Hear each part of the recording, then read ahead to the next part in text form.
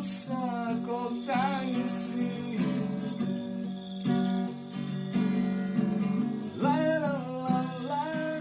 Sampai sebenarnya begitu Mas Anto tuh mulai naik, kita ngambil bertiga di bus, dari jauh kelihatan bros. Kok kayaknya orang ini kok rumah mau disita, ibu sakit. Nah, kebetulan bisa sedikit-sedikit gitar. Akhirnya terjunlah saya di jalan. Mungkin Pak Tio bisa terambul namun Alhamdulillah. Pangestunipun, Mbak.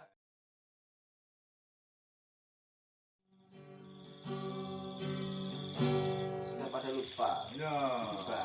iya. Karena faktor usia, banyak anak. Ora Ikut. kaki yang itu meroti. Alhamdulillah. Pangestunipun, Mbak. Terima kasih teman-teman, saudara-saudara sekalian. Dan ini perlu saya sampaikan sebagai inspirasi. Kalau saya ke berbagai kota, saya sering menemui pengamen. Dan salah satu kota yang saya cari pengamen tidak ada itu Bontang. Bontang Kaltim. Oh, Kaltim. Karena Dengan jalan-jalan travelingnya budi-budi iya, ya? iya, tapi yang saya temui anak-anak jalanan. Mereka karena apa? Karena struggle, karena pertarungan hidup yang dialami itu saya hormati benar. Bagaimana saya juga dari kecil anak yatim, jumlah orang, sampai sebegini seperti jenengan kalau sudah tinggal di desa mana ini? Penyangkringan Meleri ya, teman-teman. Kalau Pak Tio ini di perumahan Bukit kan sana Jaya. Dinarmas. Oh, Dinarmas ya, bersebelah dengan saya dan dekat. Alhamdulillah. Dan saya juga matur nuwun Mas Tio dengan setia nyupiri saya kemana-mana. Dan saya doakan keluargamu sukses, anak-anakmu soleh-solehah ya. Terus juga Mas Hashim sama ya. Dan semoga usahamu ini diberkahi dan menjadi inspirasi bagi anak-anak muda Indonesia. Terus yang akan saya tanyakan ya, sebelum ditutup ya, soalnya kalau dialog besok lagi bisa. Seperti ini Mas Hashim, yang diceritakan Mas Tio tadi kan sendu banget ya, mengalami seperti itu. Dan solidaritas pengamen kan juga kuat. Oh iya, ya kan. Dan itu bagaimana pengalaman dengan piyambak melihat langsung seperti itu. yang saya alami itu dulu kan saya satu pos itu ada 3 orang. Jadi kalau misalnya kok yang 2 sakit berarti yang nanggung 1 orang yang kerja. Kalau yang 1 sakit yang nanggung ya 2 orang yang kerja. Gitu. Ya, kecuali kalau masuk rumah sakit itu biasanya 1 orang dikenakan biaya 10.000 untuk biaya di rumah sakit. Dan itu semua merata untuk KTP. Jadi 1 orang 10.000 dikumpulkan untuk biaya rumah sakit. Nah nanti kok misalnya kok ada yang alasan gini-gini, nanti kalau sakit nggak ada yang ngurusin dia. Oh gitu. Kategorinya kalau masuk rumah sakit. Tapi kalau sekedar sakit demam, flu, apa batuk itu ya kalau nggak kerja, yang ngurusin biaya hidupnya ya yang 1 kos. Oh gitu. Ya, mungkin belajar dari jadi pertemuan sebuah keluarga baru yang mungkin bisa melebihi sejatinya keluarga sebenarnya. Karena saat itu memang kita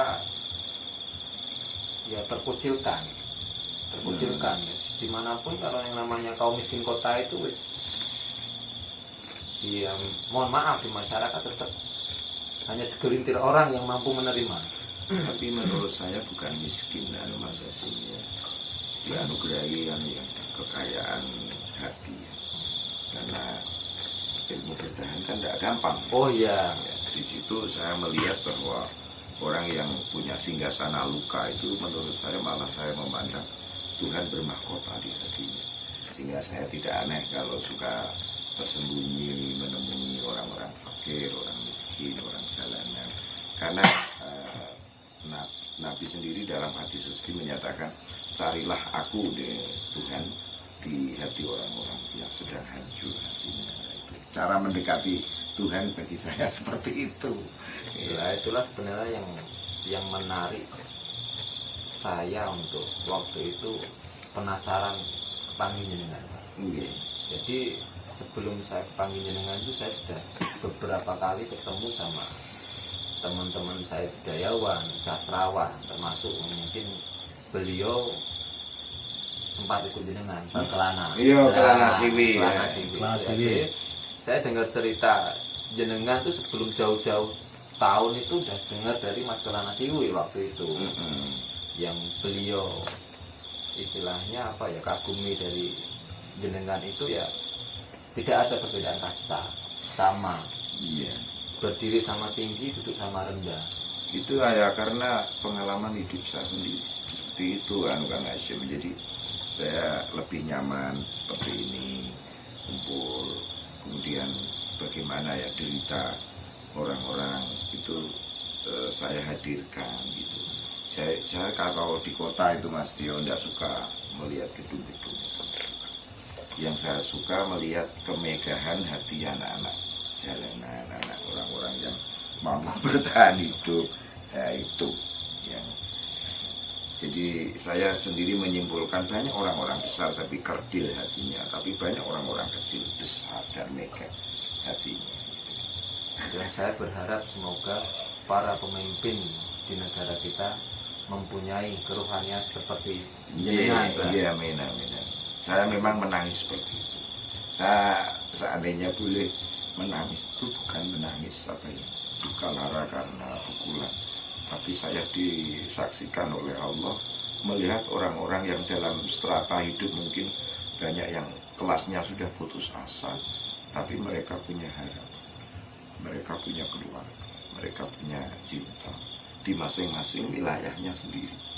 Dan itu yang membuat saya gampang mengeluarkan air mata, bahkan memata air. Tapi itu senyuman saya atas melihat Tuhan yang tak tampak dalam bola mata, tetapi Dia hadir sangat nyata di hati. Itu Mas. Terima kasih malam hari ini saya bisa siaran indah ini, dan ini bagian dari perjalanan the spiritual journey, perjalanan spiritual. Dan untuk waktu lain nanti malah bisa wong akeh kok Mas. Amin. Kumpul sapa meneh. Dan ini teman-teman adiknya Kang Tio ini, Kang Bowo ini ada yang meninggal itu, tolong diceritakan. Itu malam-malam Ini pengamen juga adiknya. adik Partner saya Jadi malahan. saya tuh Partner ngamen saya. Partnermu. Partner ngamen saya sampai ke Jakarta itu saya ngurusin waktu ada masalah sama saya itu. jadi dari keluarga saya yang laki-laki semuanya ada 7 kan Pak. Saya itu memang saya ajak terjun perjalanan Pak. Semua. Iya, karena untuk demi Hanya itu bertahan hidup. alternatifnya. Iya, karena cari kerja juga susah, kalau mendapat juga istilahnya itu hanya juga nggak cukup untuk kebutuhan.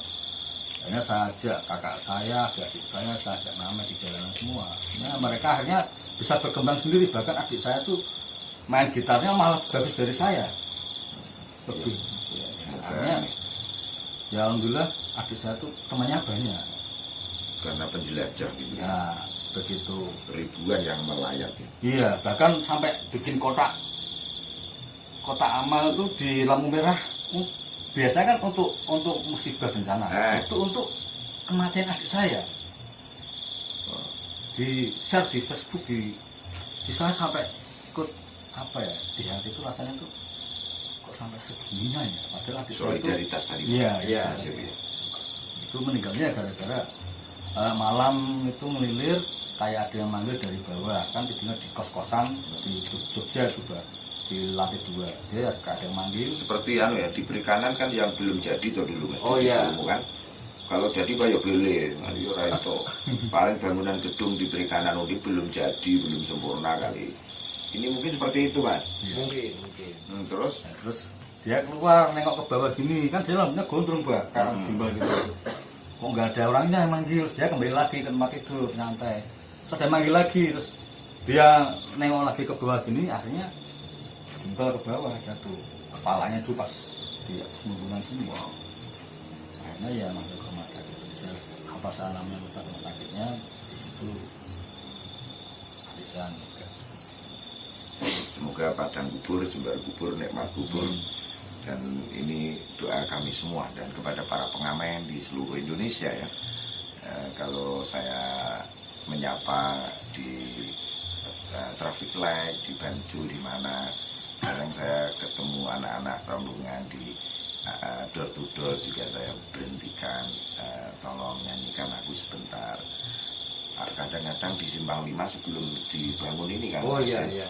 itu kalau saya jajan di shop Jakarta, tahu kalau Kiai Budi datang, seluruh pengamen bersatu masuk warung dan saya suguhi minuman, ada yang kopi, ada yang teh.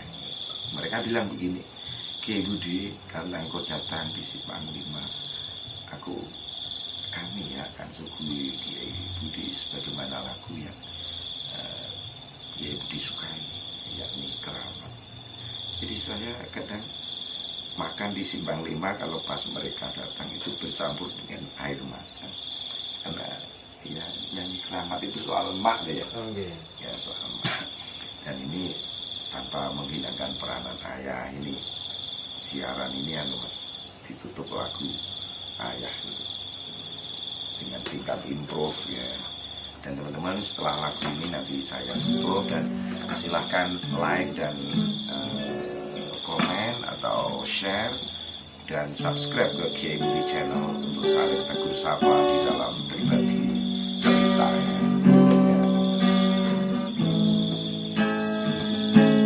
Apa ya maksudnya? Ikut sedih-sedih lah. Kalau panjang. Matamu masih tersimpan selasa peristiwa,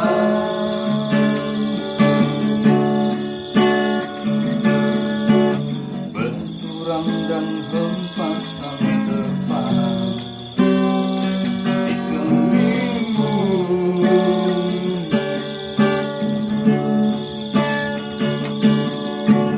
Kau nampak tua dan lelah, keringat menuju deras, namun engkau tetap tabah.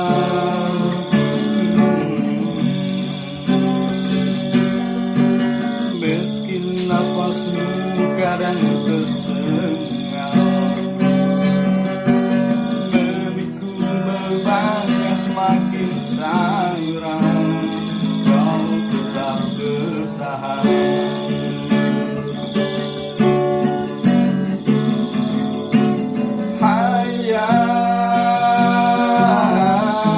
Dalam bening sepi ku rindu,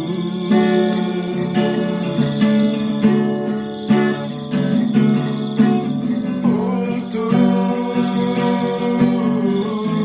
menuai padi milik kita, tapi kerinduan tinggal hanya kerinduan. Namun sekarang banyak menanggung beban.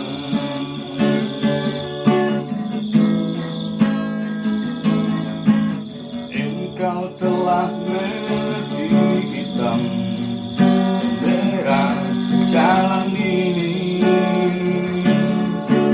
keriput tulang pipimu gambaran perjuangan.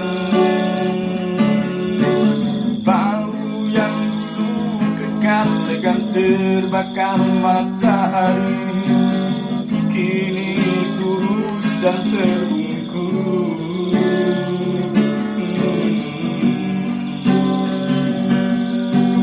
Namun semangat tak pernah pudar,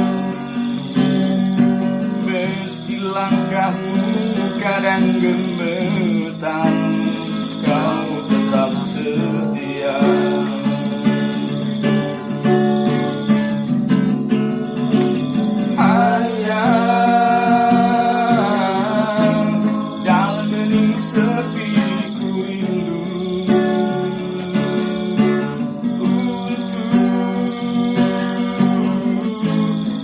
Padi milik kita, tapi kerinduan tinggal hanya kerinduan. Anakmu sekarang banyak menanggung beban, tapi kerinduan tinggal tinggal hanya kerinduan. Anakmu sekarang banyak menanggung beban.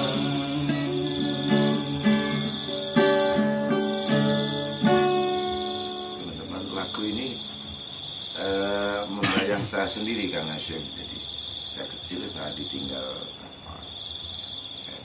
tahun sudah gede, sudah bisa cari rezeki, maunya ditinggal ibu sebagai yang menunggui gitu. Tapi ibu juga diambil oleh Allah dalam usia 60 tahun. Kalau saya ditinggal bapak umur 7 tahun.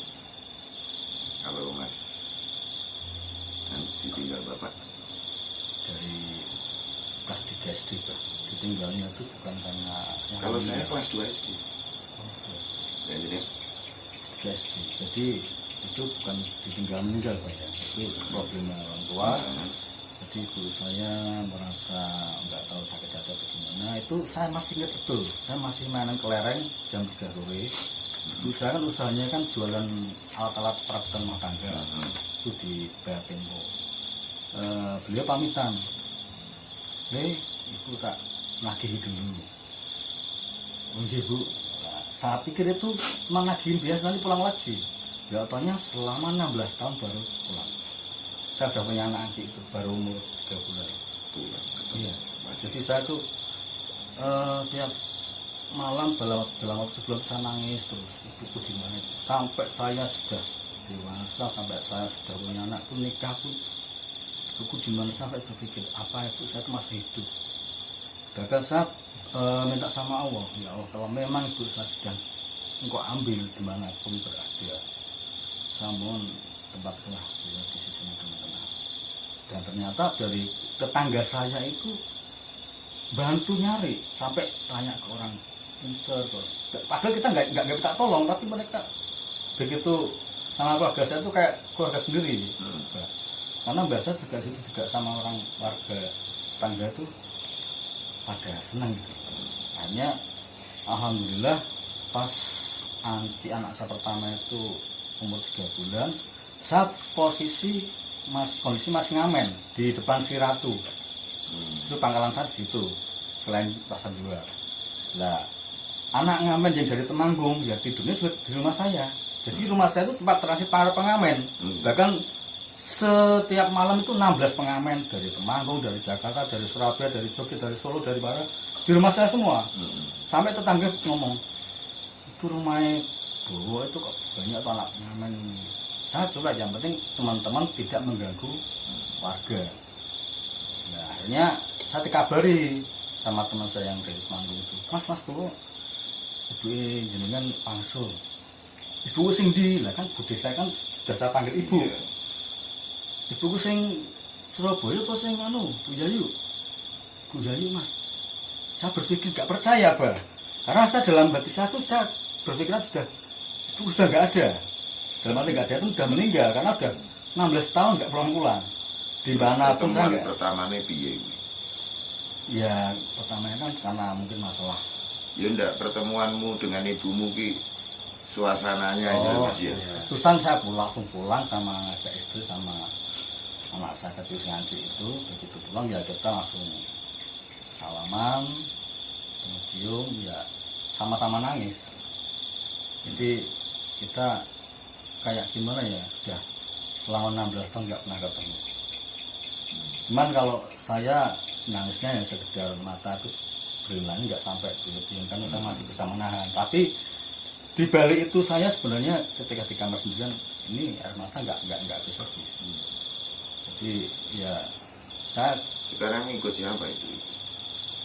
Ibu di Kalimantan sudah menikah sama pensiunan polisi. Dan alhamdulillah orangnya baik, juga sudah sempat sowan ke rumah Mbah juga Semarang. Sehat. Alhamdulillah sehat. Ya. Terima kasih Mas Tio. Ini kalau Mas Hasim gimana ini orang tua? Kalau dulu bapak kan sebenarnya kan juga orang yang sangat dibutuhkan di perusahaan dulu. Jadi bapak tuh aneh. Jadi dia kerja di kantor tapi tidak mau diatur sama orang yang di atasnya. Cuma kalau ada mesin yang rusak itu general manajernya sendiri, kalau nggak yang pegang nggak bapak nggak mau. Manajer bapak. M. Sofwan Seto. Nah dulu sampai bapak itu kan rancang mesin, terus distandarkan internasional, sempat pameran di mana itu, lah ya. Di Jepang sama di Jerman. Wow. Bapak dulu. Terus ada pesanan, orang mau lihat dulu kan, dicoba sama perusahaan-perusahaan kan tekstil dulu Pak, teks Mako. Iya, teks Mako. Kaliwungu ya. Kaliwungu, terus senam yang ke 16 apa yang ke 16 bapak sudah tidak ada. Cuma itu kalau bapak keluar, ibu memang wira swasta dari dulu. Sekarang sehat. Alhamdulillah, cuma ada apanya istilahnya, alhamdulillah ketika Gusti kok peparing amanah saya bisa Ngurmati ya. Iya, ngurmati ya, sudah saya suruh berhenti dari 10 tahun yang lalu. Jadi sudah di rumah ya, alhamdulillah. Ini sebagai bahan motivasi untuk saudara-saudara, dari hasil yang 50 rupiah, kadang 40 rupiah, ibu sudah sampai ke makam Rasulullah. Begitu juga umroh.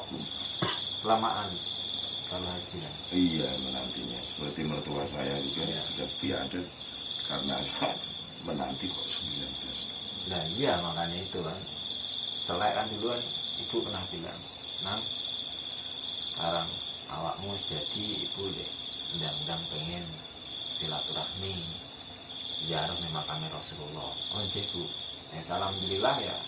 Karena waktu bujang pun saya sudah mulai nabung, cuma ibu tidak tahu posisinya gitu loh, ibu tidak tahu.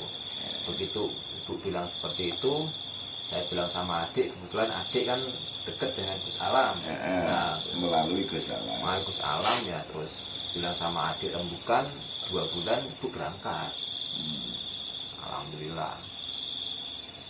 Ya itu Kang Hasim, ini sebuah pokoknya inspirasi yang entah wallah alam memberkahi bagi para pemirsa semuanya.